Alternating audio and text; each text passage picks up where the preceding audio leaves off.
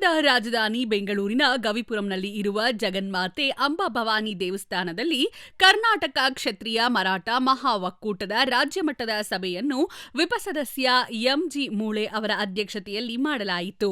ಸಭೆಯಲ್ಲಿ ಪ್ರಾಸ್ತಾವಿಕ ಮಾತನಾಡಿದ್ದ ಒಕ್ಕೂಟದ ಅಧ್ಯಕ್ಷ ಶ್ಯಾಮಸುಂದರ್ ಗಾಯಕ್ವಾಡ, ಕಳೆದ 19 ವರ್ಷಗಳಿಂದ ಅಧ್ಯಕ್ಷನಾಗಿ ಒಕ್ಕೂಟದಿಂದ ಛತ್ರಪತಿ ಶಿವಾಜಿ ಮಹಾರಾಜರ ಜಯಂತಿ ಸೇರಿ ಮಾಡಿರುವ ಕೆಲಸ ಕಾರ್ಯಗಳನ್ನು ಸಭೆಗೆ ತಿಳಿಸಿ, ನನಗೆ ಮಂಡಿ ನೋವಿನ ಸಮಸ್ಯೆ ಇದ್ದು ರಾಜ್ಯಾದ್ಯಂತ ಓಡಾಡಿ ಸಮಾಜ ಸಂಘಟನೆ ಮಾಡಲು ತೊಂದರೆ ಆಗುವ ದೃಷ್ಟಿಯಿಂದ ನೂತನ ಅಧ್ಯಕ್ಷರನ್ನಾಗಿ ಬಾಗಲಕೋಟೆಯ ಸಂಘಟನಾ ಚತುರರಾದ ಮೋಹನ್ ಜಾಧವ್ ಅವರು ಮಹಾ ಒಕ್ಕೂಟದ ರಾಜ್ಯ ಅಧ್ಯಕ್ಷರಾಗಬೇಕು ಎಂದು ಸೂಚನೆ ನೀಡಿದರು.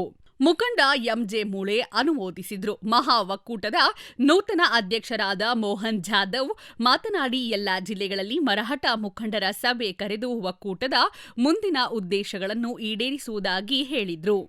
ಸಾನ್ನಿಧ್ಯವನ್ನು ಭಾರತೀ ಮಠದ ಮಂಜುನಾಥ ಸ್ವಾಮೀಜಿಗಳು ಆಶೀರ್ವಚನದಲ್ಲಿ ಸಮಾಜದಲ್ಲಿ ಎಲ್ಲರೂ ಒಗ್ಗಟ್ಟಿನ ಮಂತ್ರ ಜಪಿಸಿದ್ದಾಗ ಸಮಾಜದ ಉದ್ಧಾರ ಆಗಲು ಸಾಧ್ಯ ಎಂದರು. ಈ ಒಕ್ಕೂಟಕ್ಕೆ ಮುಖಂಡರಾದ ಪಿಜಿಆರ್ ಸಿಂಧ್ಯಾ ಅವರ ಸಾರಥ್ಯದಲ್ಲಿ ಸಮಾಜದ ಸಂಘಟನೆಯನ್ನು ಒಗ್ಗಟ್ಟಿನಿಂದ ಮಾಡುವುದಾಗಿ ಉಪಸ್ಥಿತರಿದ್ದ ರಾಜ್ಯ ಸಮಿತಿ ಪದಾಧಿಕಾರಿಗಳು ತಿಳಿಸಿದರು.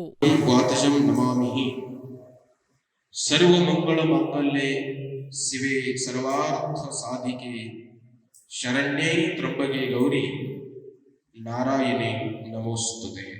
ನಾಳೆ ನಮ್ಮವ್ರು ಯಾರೇ ಅಭ್ಯರ್ಥಿ ಆದ್ರೆ ಎಲ್ಲರ ಜನರು ಓಟ್ ಬೇಕಾಗ್ತಾವ. ಬರೀ ನಮ್ಮ ಜನ ಓಟ್ ಹಾಕಿದ್ರೆ ನಾವು ಯಾರು ಆರಿಸಿ ಬರಲ್ಲ, ನಾವು ಗೆಲ್ಲಂಗಿಲ್ಲ.